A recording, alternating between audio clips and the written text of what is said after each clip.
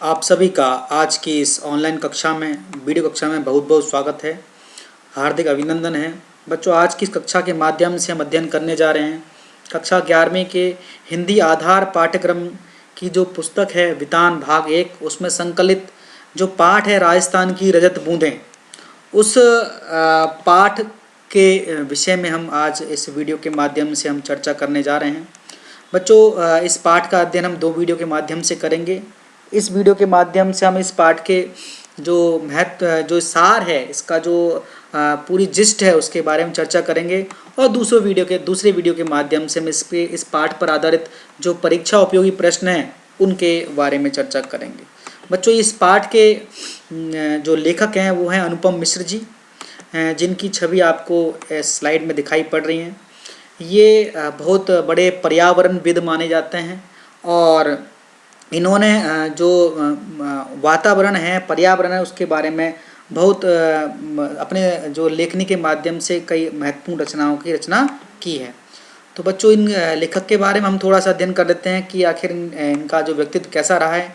इनका जन्म सन 1948 में महाराष्ट्र के वर्धा में हुआ था। ये पर्यावरण प्रेमी और पर्यावरण संबंधित कई आंदोलन से ये बहुत अच्छे से अटैच्ड रहे हैं। इन्होंने लोगों को पर्यावरण के प्रति जागरूक करने का अभियान भी इन्होंने छेड़ा था। ये सन 1977 से गांधी शांति प्रतिष्ठान के पर्यावरण कक्ष से अटैच्ड रहे हैं। इन्होंने पर्यावरण संबंधी कई मुद्दों पर कई पुस्तकें इन्होंने लिखी है। इनकी जो महत्वपूर्ण रचना है वो है आज भी खड़े हैं तालाब और राजस्थान की रजत बूंदें। ठीक है बच्चों, तो अब हम बात करें इस प्रस्तुत जो पाठ है इसके बारे में। जो पाठ दे रखा हमको राजस्थान की रजत बूंदें। तो भारत का एक महत्वपूर्ण राज्य है राजस्थान, उसकी जल समस्या के बारे में बताया गया कि किस प्रकार वहाँ रेगिस्तानी जो इलाका है राजस्थान में, वहाँ के लोगों को जो पीने का पानी उपलब्ध पीने के पानी के लिए वो किस प्रकार बड़े अच्छी मेहनत करते हैं और किस प्रकार उन्होंने अपने लिए इंतजाम या फिर समस्याओं से जो वहाँ पानी की समस्या, खासकर पीने के पानी की समस्या, उससे किस प्रकार उन्होंने अपने आप को बड़ा अच्छे से उसका उपाय खोजा है। तो ये जो पाठ है जो मैं बताया गया सार है, ये वाकई जल समस्या का समाधान मात्र नहीं है, ओनली उसका हल नहीं है, बल्कि ये जमीन की अटल गहराइयों में जीवन की पहचान भी है कि किस प्रकार कि जो जमीन में जो पानी जाता है किस प्रकार वो अलग अलग रूपों में परिवर्तित हो जाता है। तो यह रचना हमको भाषा की एक ऐसी दुनिया में ले जाती है जो कविता नहीं है, कहानी नहीं है, पर पानी की हर आहट हमको कलात्मक अभिव्यक्ति देती है। क्योंकि कलात्मक अभिव्यक्ति को हम कविता कहते हैं, लेकिन ये कविता नहीं है, बल्कि हमारे जीवन में एक कलात्मक अभिव्यक्ति प्रदान करती है, उत्पन्न करती है। भाषा से हमको इसमें संगीत में गद्य की पहचान होती है हमको। तो हमें देखा जाए इस पूरे पाठ के अंदर लेखक ने वहाँ के लोगों की जो पानी की उनकी आवश्यकता है, उसको किस प्रकार वो खासकर मीठे पानी की, पीने वाले पानी की आवश्यकता है, किस प्रकार उसकी वो पूर्ति करते हैं, इस विषय में हमको बताया है। तो अब हम आगे की स्लाइड्स में इस पाठ का लेखक ने किस प्रकार धीरे धीरे हमारे सामने उस पाठ को डेवलप किया है उसके बारे में अध्ययन करेंगे। तो पाठ का क्रमिक विकास, सबसे पहले हम लेखक किस बारे में बात करते हैं। सबसे पहले लेखक बात करता है इस पाठ में कि जो राजस्थान की रेतीली भूमि है, क्योंकि रेत उसमें रेत भरी हुई है, तो पानी का जो स्रोत है, खासकर मीठे पानी है, पीने के पानी वाला स्रोत है कुएं के बारे में हमको वर्णन करता है कि वहाँ पे कुएं बनाई जाती हैं और कुएं जो खोदने का काम है उस काम को संपन्न करने का काम कौन करते हैं, वो चेलवाजी या चेराजो उनको कहा जाता है। क्या कहा जाता है? चेलवाजी या चेराजो कहा जाता है उनको। और वो जो चेलवाजी या चेराजो है बसोली से खुदाई कर रहा है अंदर, जहाँ पे उस पिट के अंदर, उस गड्ढे के अंदर बहुत गर्मी है। लोग गर्मी को कम करने के लिए बाहर के खड़े लोग बीच बीच में से मुट्ठी भर रेत उसके अंदर की ओर फेंक देते हैं। इससे ताज़ी हवा अंदर जाती है उस गड्ढे के अंदर, और गहराई में जमा दम घोंटू हवा है, दम घोंटने वाली हवा है, वो बाहर निकल आती है और नीचे काम कर रहे जो चेलवाजी या जो चेराजो है उसको थोड़ी सी राहत मिलती है। थोड़ी खुदाई करने पर जो मलबा इकट्ठा होता है उस मलबे को बाल्टी के जरिए बाहर निकाला जाता है और इस प्रकार बहुत धीरे, बहुत हल्के हल्के या बहुत स्लोली उस जो कुएं खोदने का काम किया जाता है। सबसे पहले बात करें हम रेगिस्तान की मिट्टी, तो रेगिस्तान की मिट्टी ऐसी होती है, दूर दूर तक रेगिस्तान के रेत के पहाड़ आपको दिखाई पड़ेंगे। और यहाँ बात किया है इसने, ये होता है बसूला, इसका चौड़ा फाल होता है नीचे, और ये इसका हत्था बहुत छोटी साइज़ का होता है, फावड़े के आकार का, इससे मिट्टी की खुदाई की जाती है। तो इसमें आपको इस पिक्चर में दिख रहा है कि ये जो है ज़मीन की सतह है, और ज़मीन की सतह के अंदर ये जो व्यक्ति है जो उकड़ू बैठा हुआ है, उकड़ू मतलब दोनों पाँवों को घुटने से फोल्ड करके इस प्रकार बैठा हुआ है, इसके हाथ में ये बाल्टी भी है, ठीक है।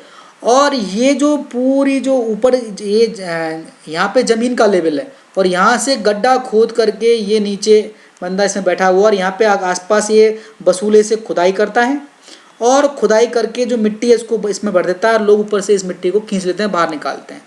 अब ऊपर वाले जो उसको राहत देने के लिए मिट्टी फेंकते हैं इसके अंदर ताकि ताज़ी हवा जाए, तो उससे उस मिट्टी में कोई कंकड़ पत्थर ना हो, इससे बचाव के लिए अपने आप को बर्तन का कोई टोपा पहन लेता है। तो ये व्यक्ति जो काम कर रहा है इसको चेलवाजी या चेजारो कहा जाता है, और इस गड्ढे के अंदर का काम कर रहा है ये उस कुएं को गहरा करने का काम कर रहा है। तो अगर इसको हम आगे बढ़ाएं तो चेलवाजी जो होते हैं वो कुएं की खुदाई और चिनाई, कुएं की खुदाई करना और उसकी चिनाई करना, चाहे वो चिनाई सीमेंट से हो, चाहे चूने से हो, चाहे किसी और ईंट से हो, तो उसको पक्का करना अंदर से, तो पक्का करने वाले को क्या बोलते हैं, चिनाई करना। ये लोग इस कार्य में एक्सपर्ट होते हैं, ट्रेंड होते हैं, ठीक है। चेलवाजी सिर पर कांसा, पीतल या अन्य किसी धातु का बर्तन टोप की तरह पहनते, जैसे पहना हुआ टोप की तरह बर्तन, ताकि जो बाहर के लोग इसमें मिट्टी फेंक रहे हैं इनके ताज़ी हवा देने के लिए, चूँकि ये अंदर काफ़ी गहरा है ये है, तो नीचे, और इसका जो डायमीटर है व्यास है बहुत कम है, 4 से 5 हाथ का व्यास है, छोटा है, तो अंदर इसमें हवा बड़ी मुश्किल से इनको दम घुटने लगता है, तो ये ताज़ी हवा फेंकने के लिए वहाँ से ऊपर से मिट्टी फेंकते हैं ये, ठीक है। अब हम बात करें बच्चों कि ये, अब देखो ये जो ये बाहर का दृश्य है, ये कुएं का 4 से 5 हाथ का कुएं का ये एरिया है, व्यास है इसकी, और नीचे ये यहाँ पे ये जो है कुएं खोदी जा रही है। और कुएं क्यों खोदी जा रही है, यहाँ पूरा आसपास ये रेत ही रेत है, देखो ये पूरी रेत ही रेत, और यहाँ नीचे ये जो कहाँ तक खोदी जा रही है, ये खड़िया पट्टी की जो एक पूरी लेयर है, यहाँ तक पहुँचते पहुँचते इसको बंद कर दिया जा रहा है। तो यहाँ से और यहाँ के बीच में ये खड़िया पट्टी है, और बीच में पूरी रेत ही रेत है, और इसके बीच में कुएं खोद दिए हैं, और कुएं खोद करके इसको अंदर से ईंट से चुन भी दिया गया है, ठीक है। तो अब इसके बाद हम इसके बारे में और जानकारी प्राप्त करते हैं कि कुएं से बहुत छोटी होती है, कुएं का जो व्यास होता है डायमीटर ऊपर से, ये वाला जो डायमीटर है ये बहुत ज़्यादा होता है, 16-17 हाथ का होता है, जबकि कुएं का 4 से 5 हाथ का है। तो इसकी जो व्यास है ऊपर वाला वो कम होता है कुएं से, लेकिन गहराई कुएं से कम नहीं होती, गहराई कुएं के बराबर ही होती है। कुएं में ना सतह पर बहने वाला पानी आता है, और ना भूजल। इस कुएं के अंदर जो पानी आएगा वो ना तो ऐसा वो पानी है जो तेज सतह में क्या नाम से फैल गया और उसमें घुस गया, वो भी नहीं है, ना ये जो पाताल का जो पानी है भूजल, धरती के जल से मिला हुआ पानी, वो भी नहीं होता, क्योंकि धरती के जल का पानी खारा है यहाँ पे। तो यहाँ कौन सा पानी आएगा, यहाँ वो पानी आएगा जो धरती की सतह और जो भूजल के बीच में जो मॉइस्चर रह गया है, वो मॉइस्चर इस पानी के अंदर इकट्ठा, इस कुएं के अंदर इकट्ठा होता है। तो हम बात करें, लेखक कहता है कि राजस्थान की जो क्या नाम से मरुभूमि है, रेगिस्तानी, तो वहाँ में रेत बहुत ज़्यादा अधिक मात्रा में। रेत में क्या होता है कि रेत में जो पानी मिट्टी है वो पानी अधिक नहीं सोखती है। यहाँ वर्षा का पानी शीघ्र ही भूमि में समा जाता है, उसमें घुस जाता है उसके अंदर, ठीक है। रेत की सतह से 10-15 हाथ से 50-60 हाथ नीचे खड़िया पत्थर की पट्टी चलती है। कौन सा पत्थर है, खड़िया पत्थर। ये जो पट्टी क्या करती है, ये जो पानी आ रहा है वर्षा का, इस वर्षा के पानी को नीचे जो वाटर लेवल है, गहराई में जो पानी है, भूजल है, उससे मिलने नहीं देती उसको, उस पानी का संपर्क उससे वाटर लेवल जो पाताल का पानी उससे नहीं करने देती है खड़िया पट्टी, क्योंकि पाताल से मिल गया पानी तो वो पाताल का पानी जो है भूजल है वो खारा है वहाँ पे, तो वही भी खारा पानी हो जाएगा उससे मिल करके। तो ये खड़िया पट्टी उस पानी, इसको उस जो पानी वर्षा का पानी जो सीप होकर के जा रहा है, तो खड़िया पट्टी उस पानी को उस पाताल के पानी से मिलने से रोक देती है और ये पानी मॉइस्चर के रूप में उस रेगिस्तानी मिट्टी में इकट्ठा हो जाता है। कुओं का जो पानी है वो प्राय खारा होता है। क्यों है? क्योंकि कुएं जो होते हैं वो पाताल तक खोदे जाते हैं और वहाँ खोदे जाते हैं जहाँ कुएं, जहाँ पे खड़िया पट्टी नहीं होती है। क्योंकि पानी तो फिर भी चाहिए, पीने का पानी के अलावा पानी और कामों के लिए भी चाहिए, जानवरों के लिए चाहिए और खाना बनाने के लिए चाहिए, सिंचाई के लिए चाहिए, तो पानी तो चाहिए, तो पानी तो उनको चाहिए। तो कुएं तो सामान्यतः कहीं भी खोद दिए जाते हैं, लेकिन कुइयाँ वहीं खोदी जाती है जहाँ खड़िया पट्टी की जो खड़िया है उसकी जो पट्टी का जो है नीचे एक जो लाइन चलेगी या फिर एक गहराई में एक आधार होगा, वहाँ पे वहीं पे एक कुएं खोदी जाएंगी। तो कुएं का पानी होता है वो खारा होता है क्योंकि इसका पानी डायरेक्ट भूजल से मिलता है और पीने के पानी के लिए कुइयाँ बनाई जाती हैं। और हमको ये पता खड़िया पट्टी जहाँ पे है उसका पता लगाने के लिए हमको कैसे पता चलता है कि यहाँ पे खड़िया पट्टी है, और खड़िया पट्टी होने पर ही कुएं खोदी जाएगी। अगर खड़िया पट्टी नहीं है तो वो जो बरसात का पानी है वो सीधे वो जो गहराई में पाताल के पानी से जाके मिल जाएगा, वो बीच में रुकेगा ही नहीं। लेकिन जहाँ खड़िया पट्टी है तो बरसात के पानी को वो पाताल के पानी से में मिलने से रोक देगा और बीच में पानी इकट्ठा हो जाएगा, तो वहाँ कुइयाँ खोदी जाएंगी ताकि पीने के लिए जो पानी है उस कुएं के अंदर कलेक्ट किया जा सके। क्योंकि वो पानी वो मॉइस्चर के रूप में बना हुआ है रेत में, तो वो पानी सीप हुआ रेत के अंदर, लेकिन खड़िया पट्टी होने के कारण वो नीचे नहीं पहुंच पाया, वो उसी बीच में। तो मॉइस्चर के पानी को उस कुएं में कलेक्ट किया जाता है और वो पानी मीठा पानी होता है। तो अब हमको कैसे पता चलेगा कि यहाँ पे खड़िया पट्टी है कि नहीं? कि जब बरसात हुई और पानी एकदम से धरती में समा गया, इसका मतलब यहाँ खड़िया पट्टी नहीं है। और जहाँ पे एकदम से पानी धीरे धीरे करके सीप हो रहा है, इसका मतलब वहाँ पे खड़िया पट्टी है और यहाँ पे कुएं खोदी जा सकती है। ये खड़िया पट्टी वर्षा के पानी को गहरे खारे भूजल में मिलने से, भूजल मतलब धरती के जल, भू मतलब धरती, धरती के पानी मिलने से रोकती है।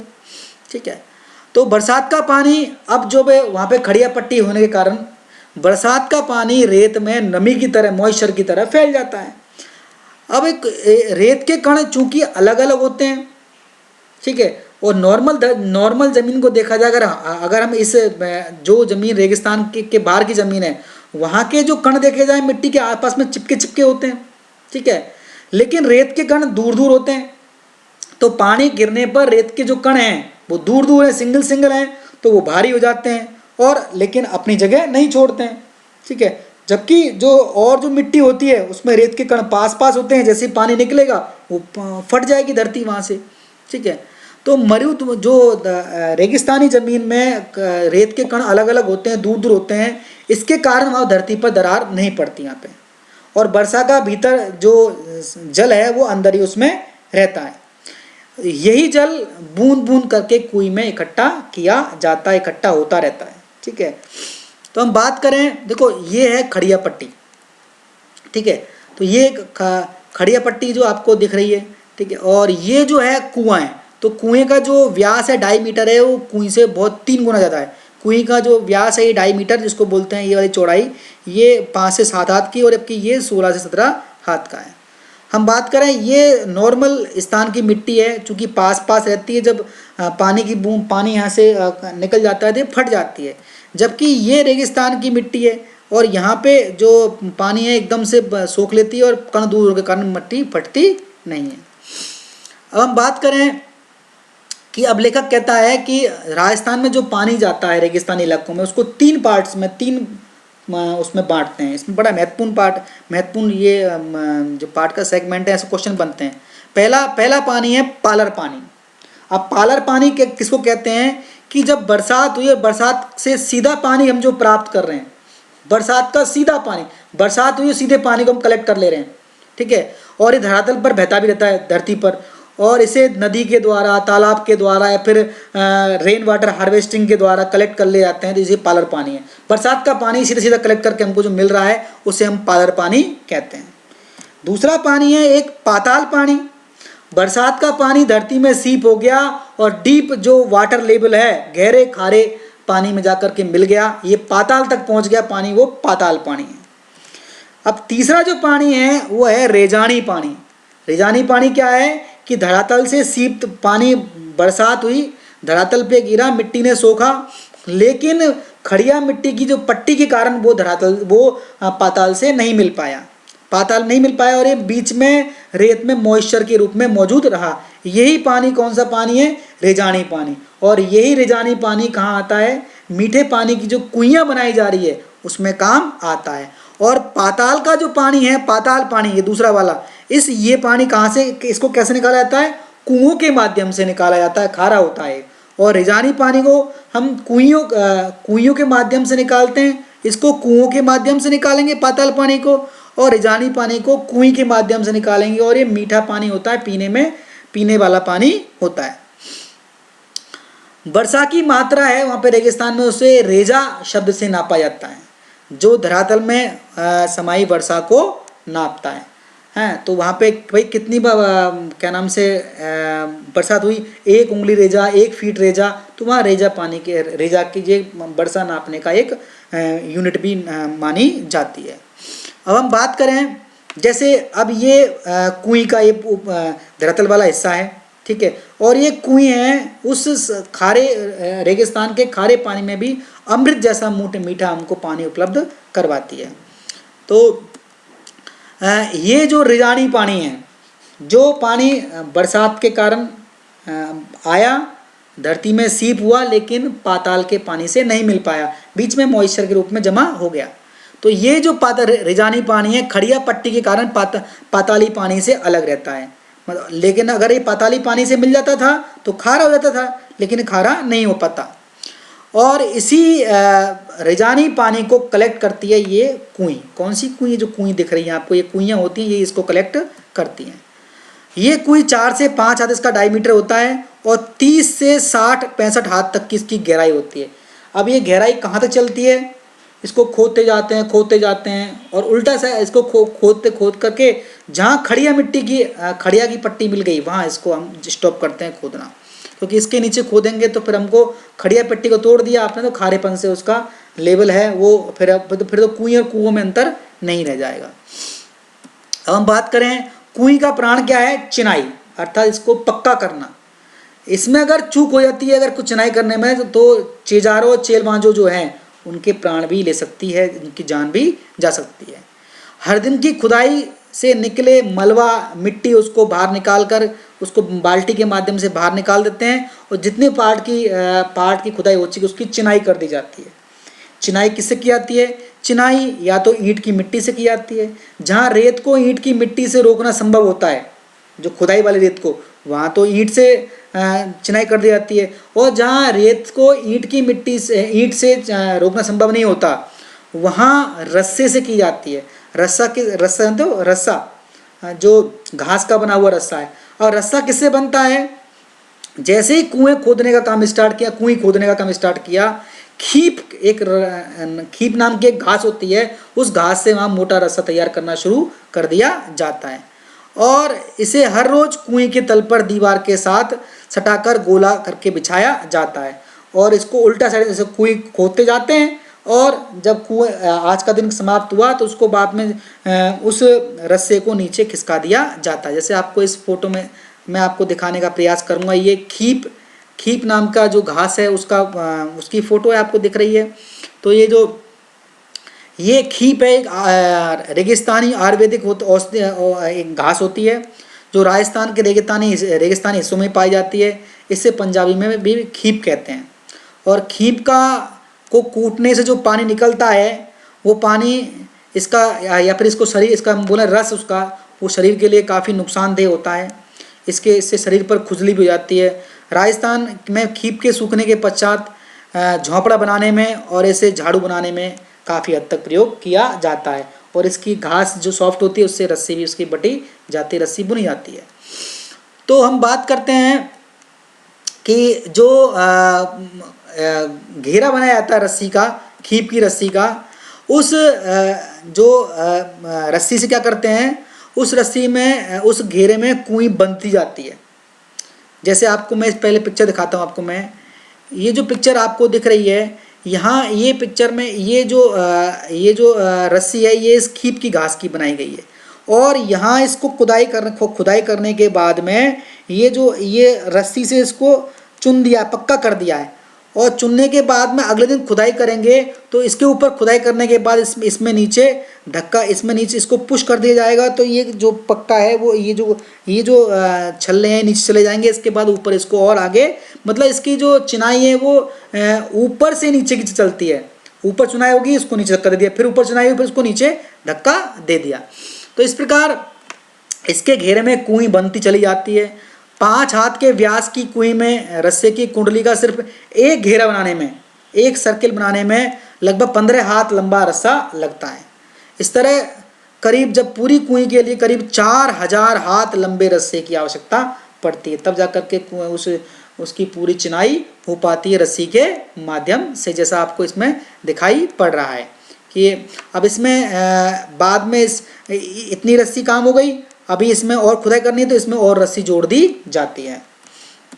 ये कैसा हो रहा है काम, इसको हम पढ़ने का प्रयास करते हैं।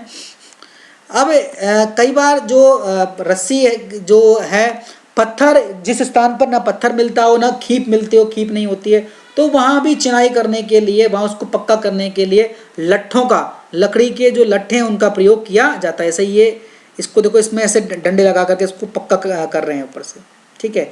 और बाद में इसके ऊपर और डंडे लगा दिए जाएंगे।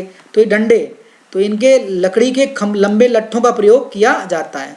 ये लट्ठे किस लकड़ी के बने होते हैं? अरणी, बण, बावल या कुंबट के पेड़ों की मोटी टहनियों से बनाए जाते हैं।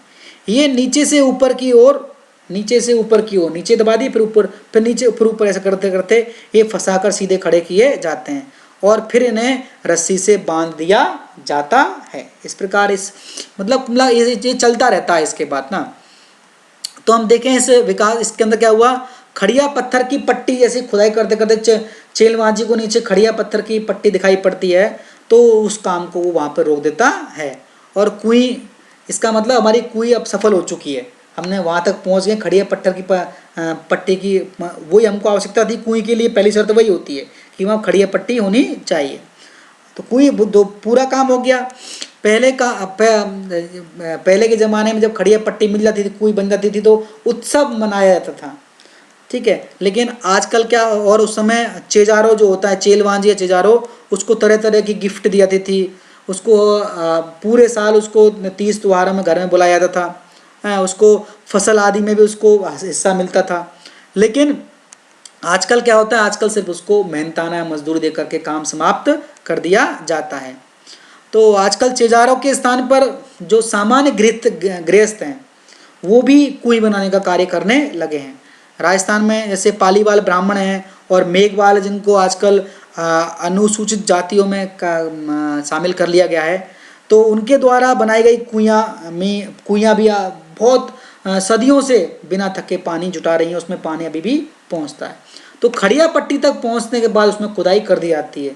ये नहीं दिखाया था कि पानी इसमें अवेलेबल हो रहा है कि नहीं हो रहा है। पानी तो धीरे धीरे जो मॉइस्चर है, वो मॉइस्चर है धीरे धीरे उसके अंदर पानी के रूप में उस कुई में कलेक्ट तो हो ही जाएगा।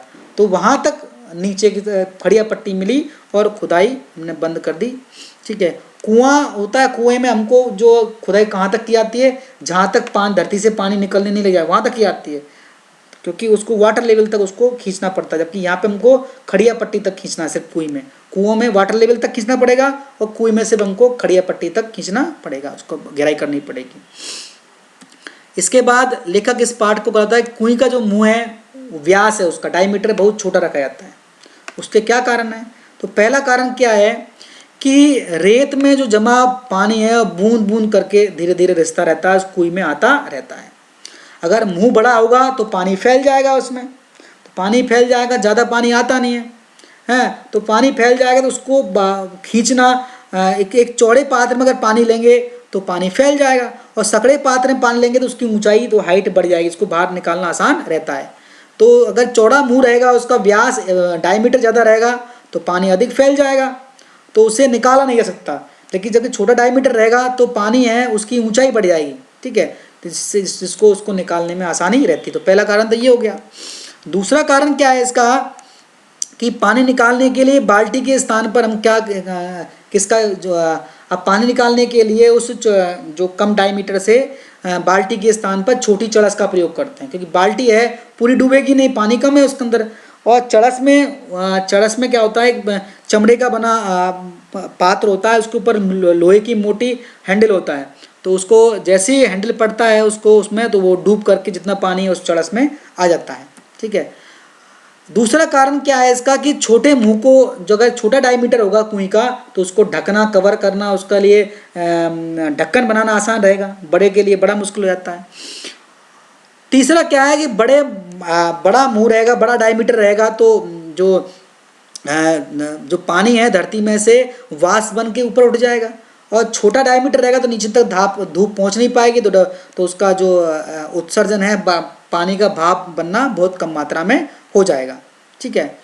कुइयों के ढक्कन में ताले भी लगाने पड़ते हैं अपने पानी को बचाने के लिए, क्योंकि वहाँ पानी पीने के पानी की मात्रा बहुत कम है, इसलिए वहाँ पे लोग कुएं का ढक्कन लगाते हैं, ढक्कन पर ताला भी लगा देते हैं। और अगर कुएं गहरी हो तो पानी खींचने की सुविधा के लिए ऊपर उस पर घिरनी, जो गोल टाइप की घिरनी होती है, उसको भी लगा दिया जाता है, ताकि पानी खींचने में आसानी रहती है। और इसी घिरनी को कई जगह गरेड़ी, चरखी या फरेड़ी भी कहा जाता है। अब मैं आपको इस पिक्चर के माध्यम से दिखाता हूँ। ये चड़स है ना, ये किसका बना हुआ है, ये बना हुआ है चमड़े का। और जैसे ही ये छोटी कुएं का व्यास बहुत छोटा होता है, तो इसमें नीचे जाती है इसमें बॉटम में, तो जैसे ये पड़ता है ये वाला पार्ट इसका, तो इसके बाद इस वाले पार्ट में पानी भरेगा नहीं, तो उसको उल्टा करके क्या नाम से पटका जाता है एकदम से, तो यहाँ पे ये पानी जितना बहता है पानी भर जाता है और फिर इसको खींच लिया जाता है।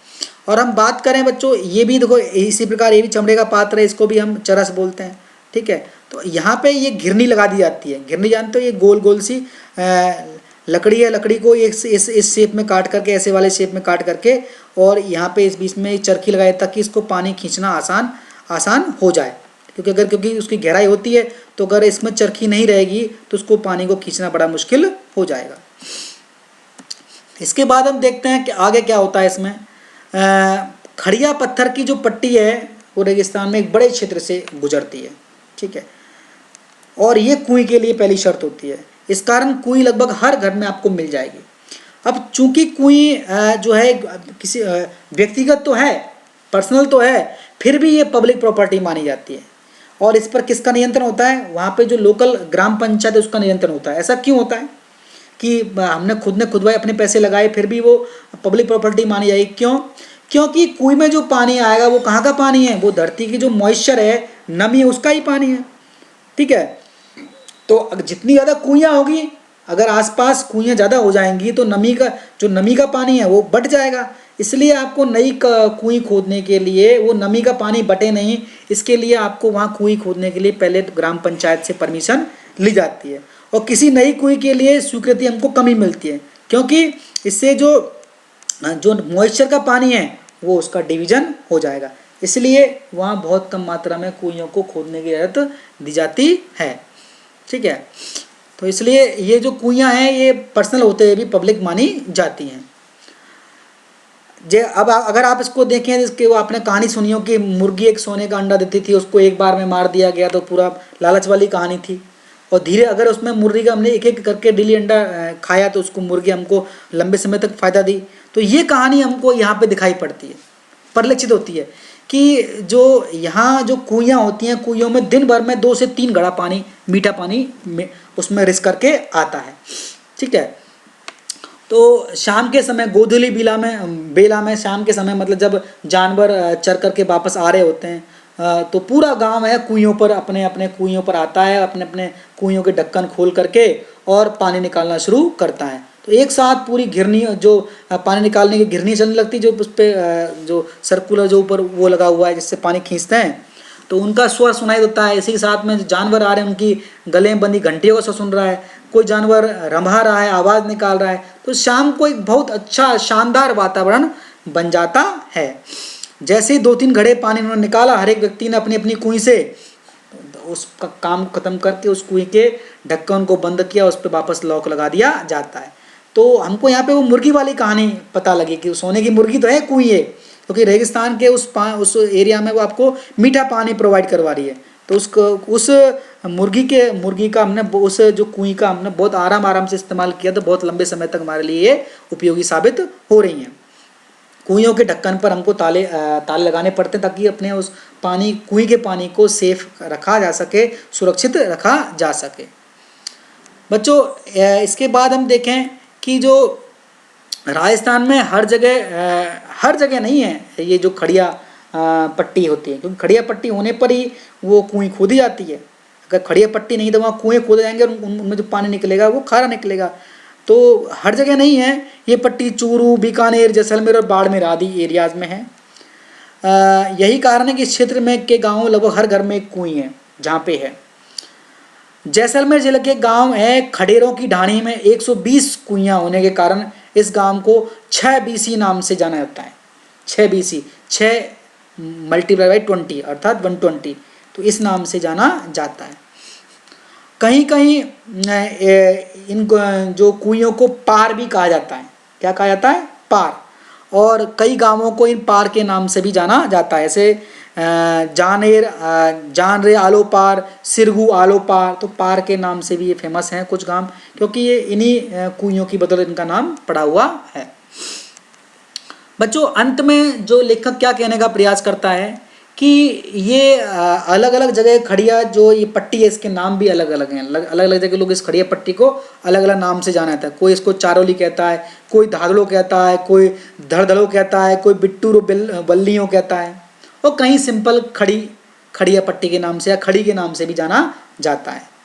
ठीक है, तो ये यही खड़ी हैं जिसके बल पर रेगिस्तान में जहाँ पे खारे पानी की भरमार है वहाँ लोगों को मीठा पानी ये दे रही हैं कुइयाँ, और इससे वहाँ के प्राणी पानी पीने के लिए मीठा पानी प्राप्त कर पा रहे हैं। तो लेखक अनुपम मिश्र ने इस पाठ को बड़ी रोचकता के साथ हमारे सामने बहुत विवरण के साथ में हमारे सामने रखा है, और हमको बहुत महत्वपूर्ण जानकारियाँ दी हैं कि ये खड़िया पट्टी होने के कारण वहाँ पे जो बरसात का पानी है वो पाताल के पानी अर्थात भूजल से नहीं मिल पाता, इसलिए वो पानी खारा नहीं हो पाता, बीच में मॉइस्चर के रूप में इकट्ठा हो जाता है। और क्यों होता है? क्योंकि खड़िया पट्टी जो बीच में है नीचे ज़मीन की गहराई में, वो उस पानी को पाताल के पानी से मिलने नहीं देती है। ठीक है, और इसी कारण से जहाँ पे खड़िया पट्टी यहाँ पे लोग कुएं खोद करके उस बरसात के सीप हुए पानी को कुएं में कलेक्ट करती है और पीने के लिए इस्तेमाल करती है।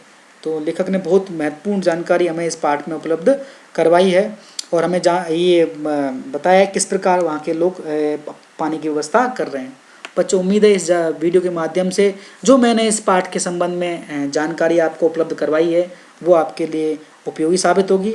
बच्चों अगले वीडियो में इस पाठ पर आधारित हम जो परीक्षा उपयोगी महत्वपूर्ण प्रश्न हैं उनके बारे में अध्ययन करेंगे। बच्चों इस वीडियो को देखने के लिए आपका बहुत बहुत धन्यवाद, बहुत बहुत आभार।